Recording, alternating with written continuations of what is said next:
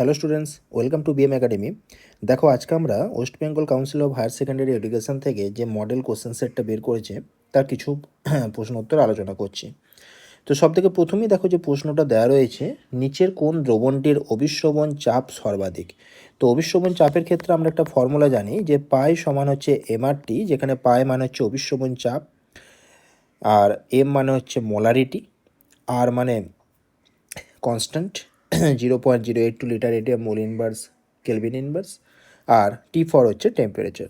তো এটাকে যদি আমরা ভ্যান্ট অফ ফ্যাক্টর দিয়ে অ্যাবনর্মাল অভিশ্রবণ চাপের ক্ষেত্রে বা অসমোটিক প্রেসারের ক্ষেত্রে যদি সূত্রটা লিখি, তাহলে পাই সমান এই সূত্রটা মডিফাই হয়ে হবে আই ইন্টু এম আর টি, যেখানে আই মানে হচ্ছে ভ্যান্ট অফ ফ্যাক্টর।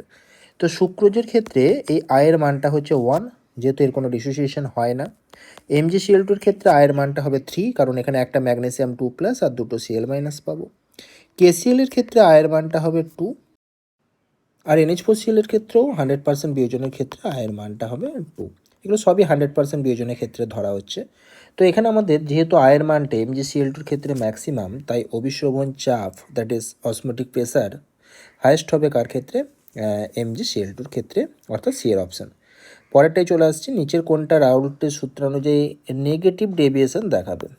তো নেগেটিভ ডেভিয়েশন কারা দেখায়? যাদের ক্ষেত্রে রিয়েক্টেন্টের মধ্যে যে ফোর্স অফ অ্যাট্রাকশন তার থেকে আমাদের যে প্রোডাক্ট আছে বা সলিউশন আছে, সেই সলিউশনের ফোর্স অফ অ্যাট্রাকশন বেড়ে যায়, তাদের ক্ষেত্রে দেখা যায় যে আমাদের নেগেটিভ ডেভিয়েশন হয়। সেক্ষেত্রে দেখা যায় যে ডেল্টা ভিটা নেগেটিভ হয়। ফোর্স অফ অ্যাট্রাকশন সলিউশনের ক্ষেত্রে বেড়ে যায়, ডেল্টা ভি নেগেটিভ হয়। আচ্ছা, ডেল এইচ নেগেটিভ হয়। এসব ব্যাপারগুলো ঘটে। তো এখানে আমরা জানি খুব ভালো করে যে ক্লোরোফর্ম এবং অ্যাসিটোন এরা যখন পরস্পর আলাদা আলাদা থাকে, তখন এদের মধ্যে যে ফোর্স অফ অ্যাট্রাকশন, তার তুলনায় যখন এরা পরস্পর জুড়ে যায় ডিউ টু হাইড্রোজেন বন্ডিং, ওদের ফোর্স অফ অ্যাট্রাকশন বাড়ে। তো সেই হিসাবে ফোর্স অফ অ্যাট্রাকশন বাড়ার কারণে আমাদের নেগেটিভ ডেভিয়েশন কি হয় দেখা যায়। আর শর্ট রুলস হিসেবে আমরা জানি যে ক্লোরোফর্ম থাকলে বা যদি অ্যাসিড থাকে, তাহলে আমাদের ক্ষেত্রে কি হয়? আমাদের ক্ষেত্রে নেগেটিভ ডেভিয়েশন হয়। আর পজিটিভ ডেভিয়েশনটা কখন হয়? যখন আমাদের CCl4 থাকে, CH2 থাকে, অ্যালকোহল থাকে, তখন আমাদের পজিটিভ ডেভিয়েশন হয়। পরের প্রশ্নে চলে আসছি, 0.1 মোলার জলীয় দ্রবণে BaN3NO3 যার ক্ষেত্রে আমরা ভ্যান্ট অফ ফ্যাক্টর 100% বিয়োজনে আয়ের মানটা এখানে 3 হওয়ার কথা, কিন্তু এখানে পুরোপুরি বিয়োজন হয়নি। তো আয়ের মানটা এখানে 2.74 দেখাচ্ছে, দিয়েছে কোশ্চেনে, তো 2.74। তো বিয়োজন মাত্রাটা কত? অ্যাকচুয়ালি আলফাটা আমার এখানে জানতে চেয়েছে। তো আমরা জানি আলফা সমান I-1 by N-1 for dissociation, এই সূত্রটা আমরা খুব ভালো করেই জানি। তো এবার এখানে আয়ের মানটা তো 2.74 দিয়েছে, 100% বিয়োজন হয় না, একটু কম হয়েছে। তো যাই হোক, এখানে আমাদের এন এর মানটা কত হবে? 3 হবে, কারণ এখানে 3খানা আয়ন আছে। তো আলফার মানটা আমরা লিখতে পারি তাহলে এখানে 2.74 মাইনাস 1 বাই 3 মাইনাস 1 সমান 1.74 বাই 2। তাহলে 0.8×2=16, 0.87। তো এখানে আমাদের এই যে 0.1 মোলার দিয়েছে, এটা আমাদের কোনো কাজে লাগলো না, ঠিক আছে? আমরা নর্মাল সূত্রতে ওটা কোনো পুট করার জায়গা নেই। নেক্সট, নিচের বক্তব্যগুলির মধ্যে কোনটি সঠিক বেছে নাও। একই উষ্ণতায় বিভিন্ন গ্যাসের হেনরি ধ্রুবকের মান বিভিন্ন হবে। ঠিক কথা, কারণ গ্যাসটা যদি আমরা পাল্টে দিই, তার দ্রাব্যতা পাল্টাবে, তাই তার হেনরি ধ্রুবকের মানও কী হবে? পাল্টে যাবে, চেঞ্জ হয়ে যাবে। আচ্ছা, নেক্সট কি? একই চাপে হেনরি ধ্রুবকের মান যত বেশি হবে, গ্যাসের দ্রাব্যতা তত বেশি হবে। এটা ভুল তথ্য, কারণ হেনরি ধ্রুবকের সাথে কেইজের সাথে আমরা জানি যে দ্রাব্যতার যে সম্পর্ক, সেটা হচ্ছে ব্যস্তানুপাতিক, কেইজ প্রপোর্শনাল 1/x, ঠিক আছে? অর্থাৎ এক্স বা দ্রাব্যতার সাথে কেইজের মান ইনভার্সলি প্রপোর্শনাল। তাহলে প্রথম তথ্যটা সঠিক হলেও দ্বিতীয় তথ্যটা কিন্তু আমাদের ভুল দেওয়া রয়েছে।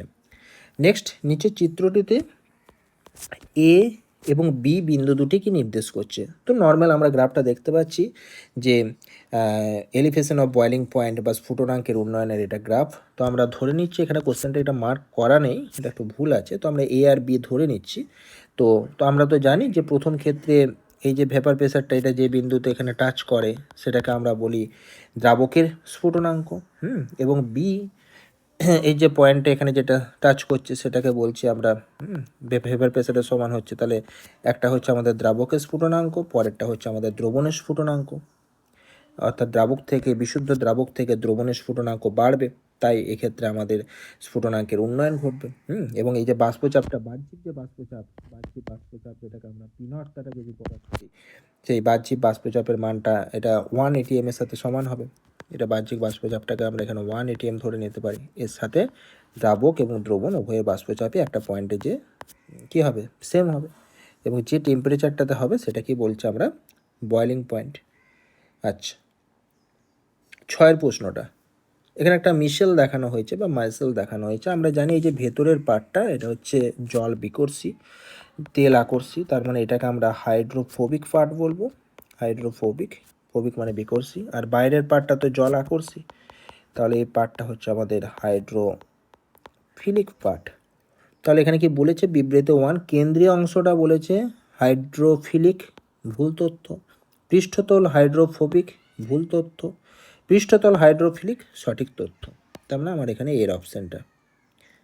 FeOH হোল 3, Fe3+ দিয়েছে, তার মানে আমার এখানে ক্যাটায়নের কথা বলেছে। তাহলে এটা আমাদের যে হাডিসুলজের যে রুলস রয়েছে সেখানে বেশি সংখ্যক অ্যানায়ন, যেখানে অ্যানায়নের চার্জ যেখানে সর্বাধিক সেটা দ্বারা বেশি সঞ্চিত হবে। তো এখানে আমরা অ্যানায়নের চার্জ সর্বাধিক পাচ্ছি PO4 3-, তাই এটা দ্বারা বেশি সঞ্চিত হবে।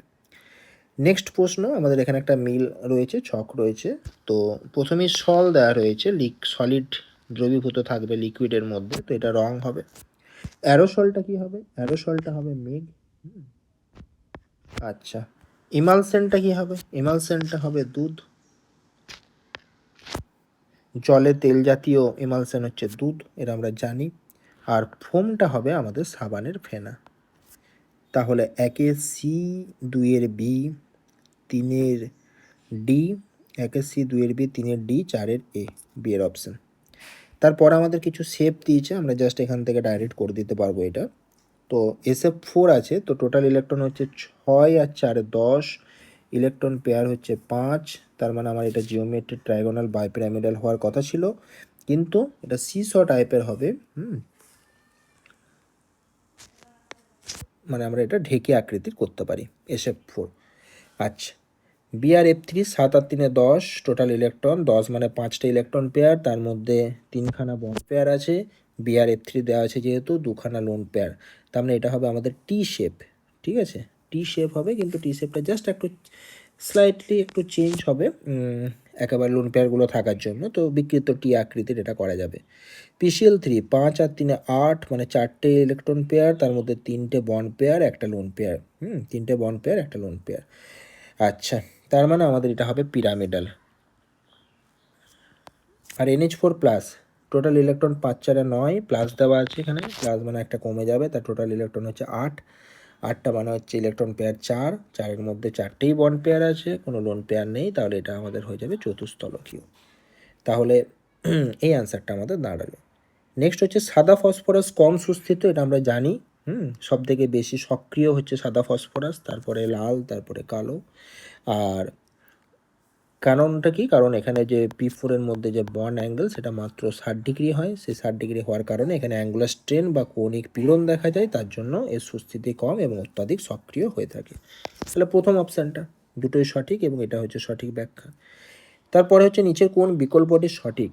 তো আমরা জানি যে হাইড্রোজেন ঘটিত যে সমস্ত নাইট্রোজেন ফসফরাসের যৌগগুলো রয়েছে, অ্যামোনিয়া, PH3, SH3, SPH3, তো এদের ক্ষেত্রে অ্যামোনিয়ার ক্ষারকীয়তা সবচেয়ে বেশি, তারপর PH3, তারপর SH3, তারপর SPH3, এই অপশানটা সঠিক। আবার সেকেন্ড যে অপশানটা দেওয়া আছে N2O, এখানে নাইট্রোজেনের জারণ সংখ্যা বলেছে কত, -1 হবে, এটা -2, এটা হবে সরি +1, +2, +3, আর এটা হবে +5। তাহলে জারণ সংখ্যা এখানেও বাড়ছে ক্রমশ, এটাও সঠিক। বিজারণ ধর্মের অর্ডারটা হচ্ছে এর উল্টো অর্ডার, H3PO2 PO3 PO4, তাহলে এটা আমার ভুল তথ্য। স্ফুটনাঙ্কটা কি হবে, স্ফুটনাঙ্কর অর্ডারটাতে আমরা দেখতে পাই যে ফসফরাস, আর্সেনিক এবং অ্যান্টিমনি অপেক্ষা নাইট্রোজেনের স্ফুটনাঙ্কটা বেড়ে যায়, এই অ্যামোনিয়ার স্ফুটনাঙ্কটা বেড়ে যায় due to intermolecular hydrogen bonding, তাই এটাও ভুল তথ্য। তাহলে এখানে দুটো অপশান সঠিক। পরেরটা চলে আসছি H2SO4 এর জারণ ধর্ম কোনটা নির্দেশ করবে। তো H2SO4 এর ক্ষেত্রে আমরা জানি যে সালফারটা +6 অক্সিডেশন স্টেটে রয়েছে। তাহলে এখানে আমরা দেখব জারণ ধর্ম মানে অপরকে জারিত করবে এবং H2SO4 নিজে বিজারিত হবে, তার মানে এর জারণ সংখ্যাটা কোন ক্ষেত্রে কমে যাচ্ছে সেটা আমাদেরকে বের করতে হবে। তো লাস্টের অপশানটাতে দেখো এখানে +6 থেকে এটা +4-এ আসছে। বাকিগুলো যদি আমরা লক্ষ্য করি তাহলে কিন্তু সবগুলোতেই আমরা দেখতে পাচ্ছি যে H2SO4 এর সালফার +6 থেকে +6-এই রয়ে যাচ্ছে। ঠিক আছে, বেশ, তার মানে আমার এখানে ডি এরটা উত্তর হবে। হ্যালোজেনগুলি একে অপরের সাথে বিক্রিয়া করে ইন্টার হ্যালোজেন তৈরি করে যাদের সাধারণ সংকেত হচ্ছে AXN। যেখানে এক্স এর তড়িৎ ঋণাত্মকতা এ অপেক্ষা বেশি, একদম ঠিক কথা, কারণ এগুলো প্রান্তীয় পরমাণু তড়িৎ ঋণাত্মকতা বেশি হয়। আর এন হচ্ছে একটি ধনাত্মক পূর্ণ সংখ্যা যার মান 1, 3, 5, 7 হতে পারে। তো আমাদের এখানে কোন বিবৃতিটি ভুল? প্রথম বিবৃতিটা তো সঠিক, 1, 3, 5, 7 হতে পারে। আচ্ছা, এনের মান 2, 4, 6 হতে পারে, এটা আমাদের ভুল তথ্য। আচ্ছা, এ কখনো ফ্লোরিন হতে পারে না, ঠিক কথা, কারণ এ জেনারেলি আয়োডিন, ব্রোমিন, ক্লোরিনের মধ্যে হয়। ফ্লোরিন কখনোই হতে পারে না, কারণ এটা সর্বোচ্চ তড়িৎ ঋণাত্মক, আর আমাদের কেন্দ্রীয় পরমাণুটাকে তো পজিটিভ রাখতে হবে।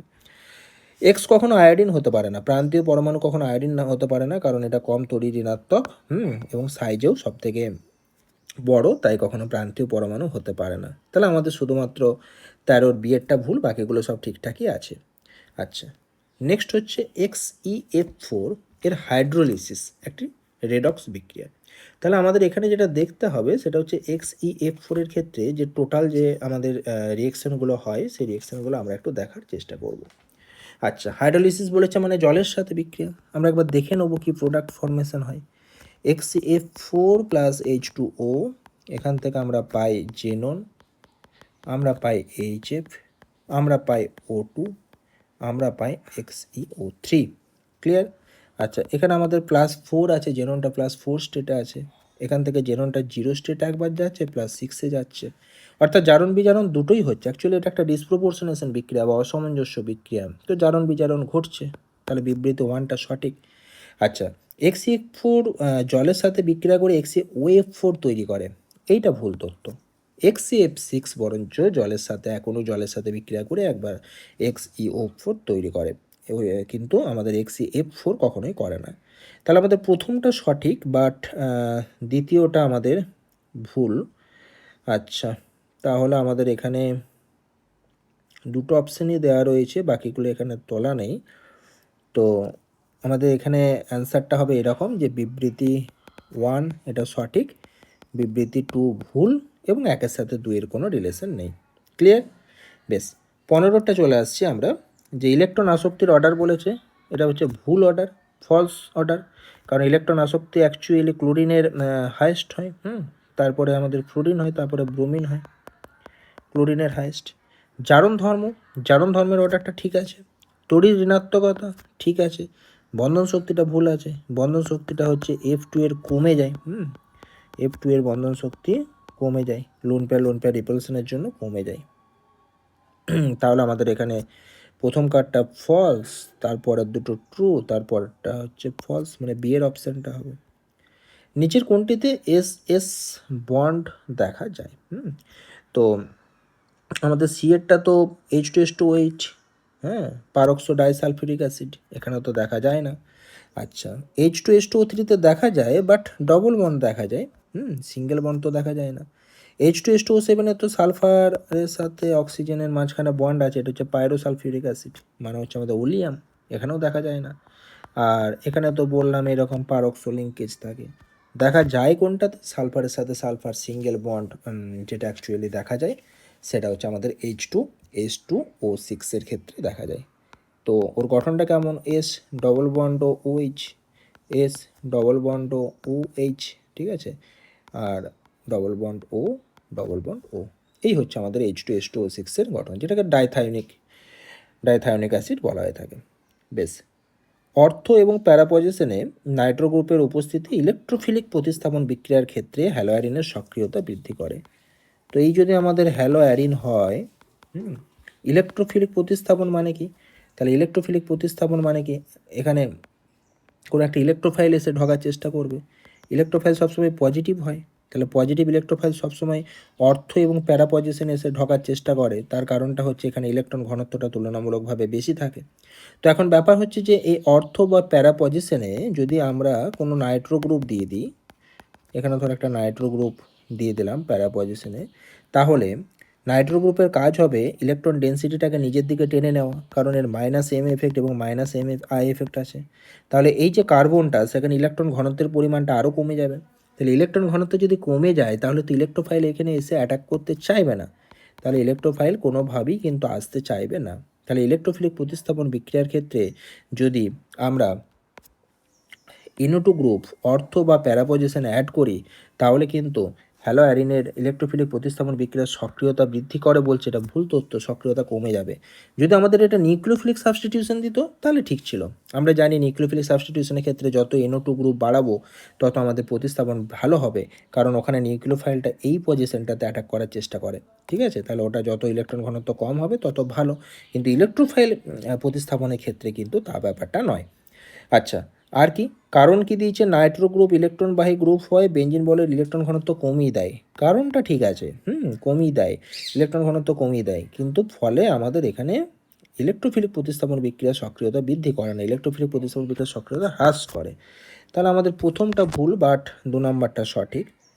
তারপরে সালফিউরিক অ্যাসিডের সাথে ক্লোরাল, ক্লোরালের বিক্রিয়া আমরা জানি, এটা উপস্থিতিতে সালফিউরিক অ্যাসিডের উপস্থিতিতে ক্লোরোবেঞ্জিনের সাথে বিক্রিয়াতে ডিডিটি তৈরি করবে।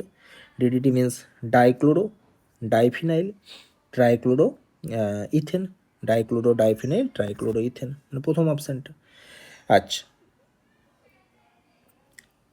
কোনটি ক্ষার এবং আয়োডিনের সাথে বিক্রিয়াতে হলুদ পদক্ষেপ করে, মানে আয়োডন ফর্ম বিক্রিয়াকে দেয়? খুব সহজ প্রশ্ন, প্রোপান টুয়াল।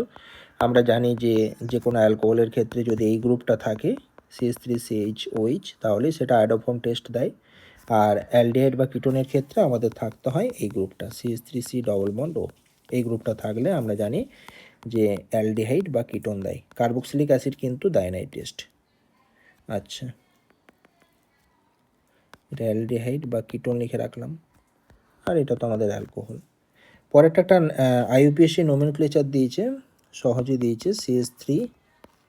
আচ্ছা, নিচে আমরা CH2Br করলাম, হাইড্রোজেনটা যে সাইডে আছে সেদিকে রাখলাম, ক্লোরিনটাকে অপোজিট সাইডে নিয়ে গেলাম। এটা আমাদের 1 নাম্বার প্রায়োরিটি, এটা 2 নাম্বার প্রায়োরিটি, এটা 3 নাম্বার প্রায়োরিটি। অ্যান্টি ক্লকওয়াইজ ঘুরছে, 1 থেকে 3-এ যেতে হবে, অ্যান্টি ক্লকওয়াইজ ঘুরছে। আমার এস হওয়ার কথা, বাট হাইড্রোজেনটা বাঁ দিকে আছে, তার জন্য আমরা এটাকে আর করলাম।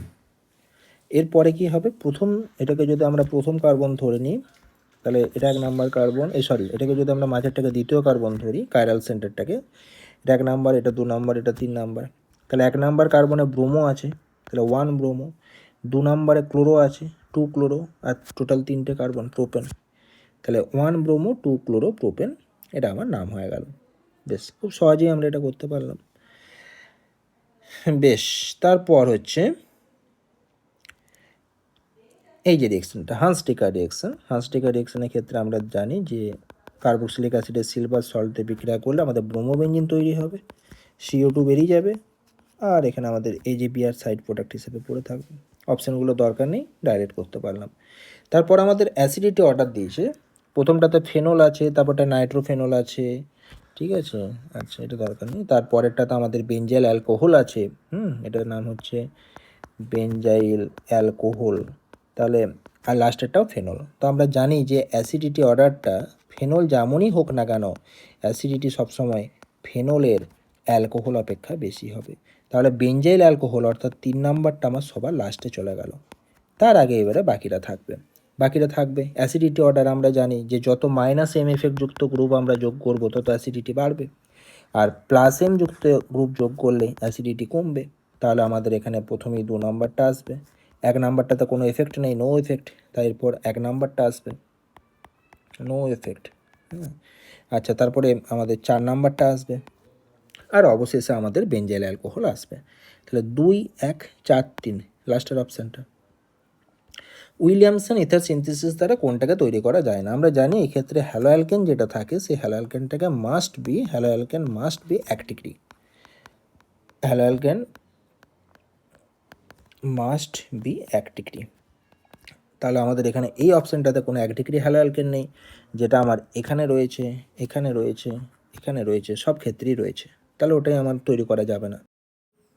আচ্ছা, নেক্সট হচ্ছে গ্রিগনার রিএজেন্টের প্রশ্ন দিয়েছে যে কার সাথে বিক্রিয়া ঘটালে আমরা সেকেন্ডারি অ্যালকোহল আমরা এখানে পাবো, সেটা আমরা দিয়েছে।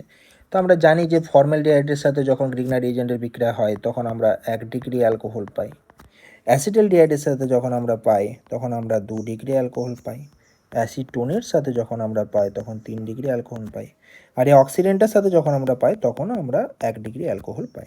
তাহলে আমরা এটা একটু দেখে নিই যে 2 ডিগ্রি অ্যালকোহলটা আমরা বা সেকেন্ডারি অ্যালকোহলটা কী করে পাচ্ছি। CH3 C ডবল বন্ড ও H। তো এখানে যখন আমরা CH3 MgBr অ্যাড করব তখন আমাদের CH3টা এখানে অ্যাটাক করবে, কারণ এটা ডেল্টা মাইনাস, ইলেকট্রনটা এখানে শিফট হবে। তাহলে আমাদের এখানটাতে C, ওপরটাতে হয়ে যাবে OMgBr, আর এদিকে হয়ে যাবে CH3 অ্যাড হয়ে যাবে। এটাকে যখন আমরা হাইড্রোলিসিস করব, আদ্র বিশ্লেষণ করব, তখন আমার এখান থেকে তৈরি হবে CH3 CHOH CH3। তার মানে এটা ক ডিগ্রি অ্যালকোহল হয়ে গেল, 2 ডিগ্রি অ্যালকোহল হয়ে গেল। নেক্সট হচ্ছে ডাইমিথাইল ইথারের স্ফুটনাঙ্ক। আচ্ছা, এখানে তাহলে এটা অ্যান্সার হলো। ডাইমিথাইল ইথারের স্ফুটনাঙ্ক ইথাইল অপেক্ষা বেশি, ভুল তথ্য, কারণ অ্যালকোহলের স্ফুটনাঙ্ক বেশি হবে due to intermolecular hydrogen bonding. Intermolecular মানে আন্তঃআণবিক হাইড্রোজেন বন্ধন। ইথাইল অ্যালকোহল আন্তঃআণবিক হাইড্রোজেন বন্ধন গঠন করতে পারে, যেটা ইথার পারে না। তাই কারণটা সঠিক আছে বাট বিবৃতিটা ভুল আছে। তাহলে আমাদের এখানে প্রথমটা ভুল বাট দ্বিতীয়টা সঠিক। আচ্ছা, ফেনল থেকে স্যালিসাইলডিহাইড, খুব সহজ রিয়েকশন, রাইমার্টিম্যান রিয়েকশন। আচ্ছা, স্যালিসাইলিক অ্যাসিড থেকে মিথাইল স্যালিসিলেট এস্টার ফর্মেশন হচ্ছে। বেঞ্জিন ডাইজোনিয়াম ক্লোরাইডের যে বিক্রিয়াটা হয় ফেনলের সাথে, কাফলিং রিয়েকশন। আর সোডিয়াম অ্যালকক্সাইডের সাথে হ্যালো অ্যালকেনের বিক্রিয়া, এটা হচ্ছে আমাদের উইলিয়ামসন ইথার সিনথেসিস। তাহলে 1-এর বি, 2-এর সি, 3-এর ডি, 1-এর বি, 2-এর সি, 3-এর ডি, 4-এর এ, এই অপশানটা হবে। গ্লাইসিন NH2CH2COOH, গ্লাইসিনের সংকেত, সমতড়ির বিন্দুতে আমাদের কি হবে, গ্লাইসিনটা যেটা দাঁড়াবে NH3+ CH2COO-। এটা হচ্ছে আমার আইসোইলেকট্রনিক পয়েন্টে আসবে। গ্লুকোজকে জলে দ্রবীভূত করা হলে যে অপটিক্যাল যে রোটেশনের মান পরিবর্তন হয় আলফা থেকে বিটাতে, সেটা আমরা জানি, সেটাকে মিউটার রোটেশন বলে। তো আলফা ডি গ্লুকোজ আর বিটা ডি গ্লুকোজের যে পারস্পরিক রূপান্তর, এর ফলেই আমাদের এটা ঘটে। তাহলে প্রথম অপশানটা সঠিক। গ্লুকোজের সাথে টলেন্স বিকারকের বিক্রিয়া বলেছে। তো টলেন্স বিকারক মানে হচ্ছে আমাদের মাইল্ড অক্সিডাইজিং এজেন্ট। তো আমাদের ক্ষেত্রে গ্লুকোনিক অ্যাসিড উৎপন্ন হবে। আর যদি আমরা HNO3 দিতাম তাহলে গ্লুকারিক অ্যাসিড বা স্যাকারিক অ্যাসিড উৎপন্ন হতো। প্রোটিনের ডিনেচারেশনের সময় কোন গঠনটা আমাদের সেম থাকে? তো প্রাইমারি গঠনটা তো একদম সিম্পল, তো প্রাইমারি গঠনটা কোনো রকম পরিবর্তন হয় না। তাই আমরা সহজেই বলতে পারি যে প্রোটিনের যখন ডিনেচারেশন হবে তখন আমাদের প্রাইমারি গঠন একদম পুরোপুরিভাবে একই রকম থাকবে। আচ্ছা, এই গেল ব্যাপারটা। নেক্সট, গ্লুকোজ এবং ফ্রুক্টোজ গ্লাইকোসাইডিক বন্ধন দ্বারা সুক্রোজ গঠন করে। এটা একদমই ঠিক কথা বলেছে, এটা ঠিকই আছে। আচ্ছা, তারপর হচ্ছে প্রোটিনে ফসফোডাইএস্টার থাকে না, প্রোটিনে পেপটাইড বন্ধন থাকে। আর নিউক্লিক অ্যাসিডে তো DNA RNA থাকে। তাহলে এই দুটোই হচ্ছে ভুল। প্রোটিনে থাকে পেপটাইড আর বন্ড, আর নিউক্লিক অ্যাসিডে থাকে DNA RNA, এটা থাকে। তাহলে প্রথমটা সঠিক বাট পরের দুটো ফলস। তাপ প্রয়োগের ফলে থার্মোসেটিং পলিমারের স্থায়ী পরিবর্তন ঘটে, ঠিক কথা, কারণ থার্মোসেটিং পলিমারকে আমরা জানি একবার চেঞ্জ করার পর সেকেন্ড টাইম আর করা যায় না। কারণ এদের মধ্যে যে শৃঙ্খলের মধ্যে যে বিস্তৃত পার্শ্ব সংযুক্তি, সেটা আমাদের এখানে সৃষ্টি হয়। তাপ প্রয়োগের ফলে পলিমারের শৃঙ্খলের মধ্যে বিস্তৃত পার্শ্ব সংযুক্তি তৈরি হয়। বেশ, আচ্ছা, তাহলে আমাদের এখানে প্রথম কার্ডটা সঠিক, দুটোই সঠিক এবং এটা ব্যাখ্যা। আচ্ছা, ড্যাশ হলো প্রাকৃতিক রাবারের মনোমার। তো আমরা এখানে জানি যে প্রাকৃতিক রাবারের যে মনোমারটা হবে সেটা হচ্ছে আমাদের আইসোপ্রিন, এবং আইসোপ্রিনের যখন আমরা ভালকানাইজেশন ঘটাবো, ঠিক আছে, তখন আমরা এখান থেকে সালফারের মাধ্যমে ভালকানাইজেশনটা আমরা ঘটাই। তাহলে আমাদের এখানে যে অ্যান্সারটা আসবে, প্রথম অ্যান্সারটা চলে আসবে। ভালকানাইজেশন অফ রাবার সাধারণত সালফারের উপস্থিতিতে ঘটানো হয়, সির অপশানটা। নেক্সট হচ্ছে ব্যাকেলাইট কী থেকে তৈরি করা হয়? ফেনল এবং ফর্মালডিহাইড থেকে ব্যাকেলাইট ফর্মেশন করা হয়, এটা আমরা জানি। নাইলন 6,6 অ্যাডিপিক অ্যাসিড এবং হেক্সামিথিলিন ডাইঅ্যামিন। বুনা S বিউটাডাইন এবং স্টাইরিন, নামটা কি বোঝা যাচ্ছে? টেরিলিন, ইথিলিন গ্লাইকল এবং টেরিথেলিক অ্যাসিড, নাম থেকেই বোঝা যাচ্ছে। 1-এর ডি, 2-এর বি, 3-এর এ, 4-এর সি, সহজ প্রশ্ন। আর জৈব বিশ্লেষ্য পলিমার কোনটা? পলিল্যাকটিক অ্যাসিড, এটা হচ্ছে জৈব বিশ্লেষ্য পলিমার। বাকি যে কটা দেওয়া আছে পিভিসি, এটা হচ্ছে পিভিসি, প্রথম কার্ডটা পলিইথিলিন, আর এটা হচ্ছে পলিটেট্রা ফ্লোরোইথিলিন, এরা সবই হচ্ছে আমাদের জৈব অবিশ্লেষ্য পলিমার। আচ্ছা, বেশ, তাহলে আজকের ভিডিওটা এতটাই। এখানে আমরা এগুলো সম্পর্কে ডিসকাস করলাম। পরের ভিডিওতে আমরা আরও বেশ কিছু প্রশ্নোত্তর আছে, সেগুলো আলোচনা করব। ওকে, থ্যাংক ইউ।